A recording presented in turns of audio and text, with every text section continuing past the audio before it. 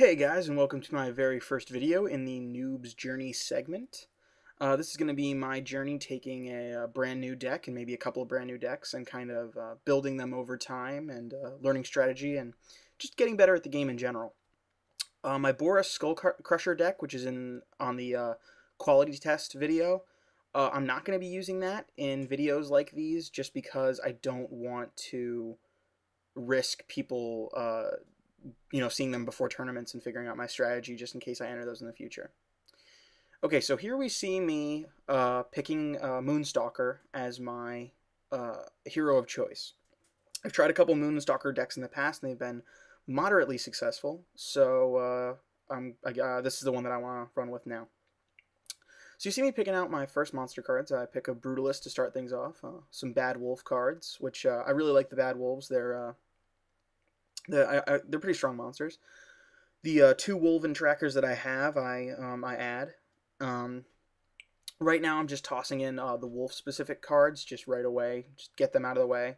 I try to keep all my deck composition below 50 cards, just so that I'm not sitting on like a 60 to 65 card deck. I don't like real big decks like that. I don't think they work all that well.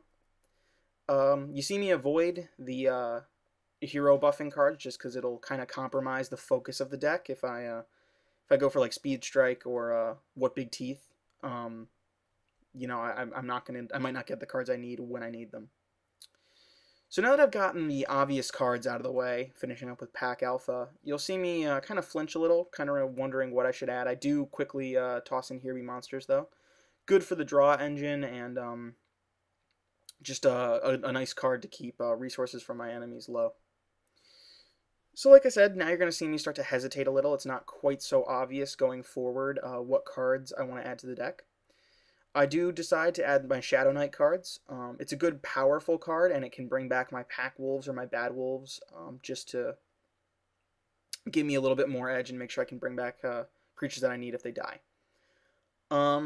Just reading some cards now, seeing what they do, wondering what I should add. You did see me add the Ogolth card, I think it's called. It's a really good strong champion. It's kind of a good late game ally to lead with. If you don't know his ability, every time he kills an enemy ally, he gains a point of attack, and then after that, he can activate his ability to kill any other ally on the field that has below his attack count. So now you see me. I have pretty much a completed deck. I just running through it now. You see my Deathbone cards. I believe those were. Yep, those are my Deathbone cards. You see my Keldors, which are pretty decent monsters. I probably should have added another one or two to the deck, going over my usual limit of 50. You see my Bad Wolves, like I said, my Shadow Knights.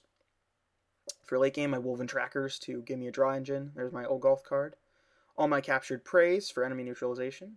My Pack Wolves, which are kind of the bread and butter of a deck like this. Now You're Mine, really good monster kill card. Regeneration to keep myself alive. Full Moon to buff up my monsters and keep me from taking damage. Rabid Bite to turn enemy monsters against their owner. Pack Alpha to buff up my wolf cards.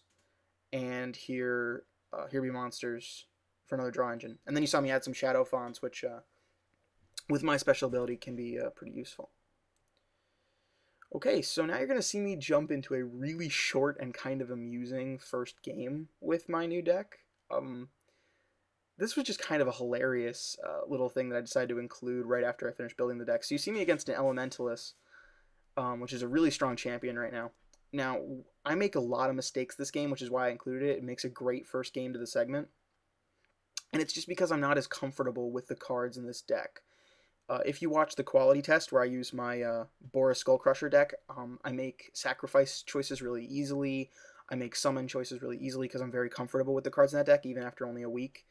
This deck's going to take a little bit more time. I'm getting used to it. I'm not used to the cards or the playstyle or anything. Hopefully, within a week or so, I'll be a little bit more comfortable, and decisions like that won't be as difficult. But I make so many mistakes this game, which is really funny considering how it ends. So now you really see me struggle because I ultimately decided to get rid of some of my stronger monsters, and that is a good choice, but at the same time, I need to do better balancing kind of getting rid of stronger monsters with the getting rid of weaker monsters that I don't need or that aren't as useful in the later game, because, you know, the thing about strong monsters is, yes, they cost more to summon, but you know, they also are way more powerful and can support me late game. So you see him getting out a couple more monsters than me, and going straight for my Moonstalker, which was a good decision because my Pack Wolf would have destroyed his snake if he had attacked. So now you see me, once again, I am just really struggling with sacrificing cards, which for a brand new deck where I've really put a lot of thought into the deck construction, this is going to be the hardest part, because I don't know how I can comfortably get rid of things and not lose power in the deck, unlike in my Boros deck where I just know, okay, I'm not going to need that, chuck it out. I ultimately decide to get rid of my Wolven Tracker, and that, I think, was a huge mistake. I really should have kept him. If this game had gone on longer than it does, I think I would have been in huge trouble. So you see me get rid of his Spark card instead of his Snake, just because if there had been more Spark cards in the other player's hand, I would have been in trouble. If he had summoned them and then coupled that with his Elementalist ability, I could have had a very strong monster on my hands. So now you actually, Elementalist finally has enough energy to buff a monster if he can find one he wants to buff. And we see him just waiting for him to do his sacrifice turn. And there we go.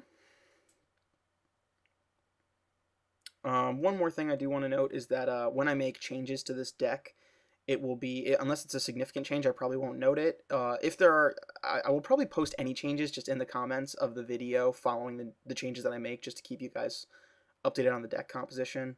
But other than that, I mean, I'm not super worried about, you know, making a big deal of it. Alright, so you see him do some more direct damage to me. He did use his ability on that Fire Snake, and I drew the card that will allow me to kill it. So this was a really tough choice, and I made it very badly. I didn't take into account that I have a lot of captured prey cards, but only one Olgolf the Queen card.